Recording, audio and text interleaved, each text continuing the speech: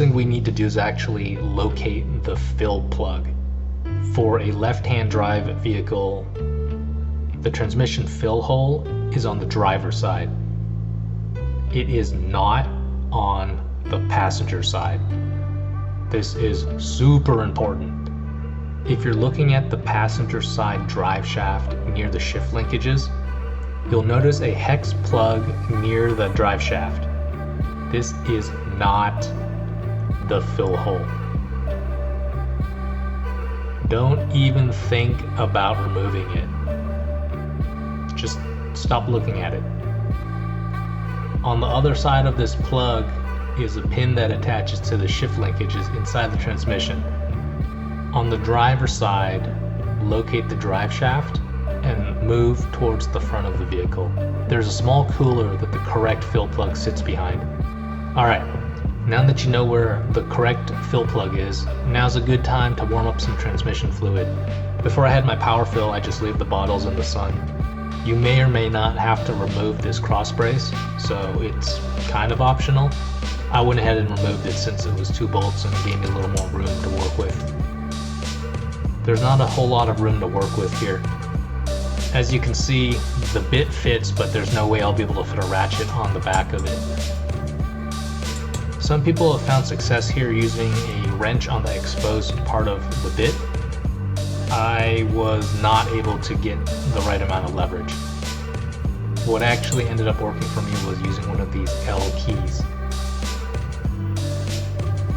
Always remove the fill plug before you drain your fluids. You never want to end up in a situation where you've drained all the fluid out and are unable to refill it. Now that we've got the fill plug removed, we can drain the transmission and LSD. This is actually the first time I drained the transmission fluid since I had the LSD rebuilt, so it looks a little bit gnarly. Now that the plug is out, I usually will take this and wipe it on a clean shop towel and check for large chunks of metal. So this next step is actually optional. Instead of using the existing fill plug, I'm actually going to replace it with a standard hex bolt. This will make future fluid changes much easier since I'll be able to get a ratcheting wrench on that head. I'll link the part number in the description. If you do decide to buy it, it's a lot cheaper if you buy it from Volkswagen. Reinstall and snug down the existing drain plug. If you've ever worked with transmission or differential fluid, you know how thick and annoying it is. Even when I don't heat my fluid up, I can fill it relatively easily with this power fill. Really nice product by Motive. The fill procedure is pretty straightforward. We just fill the transmission up until the fluid starts to drip out of the fill hole.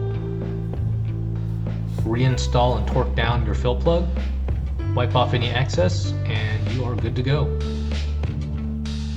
There are all kinds of opinions on what fluids to use.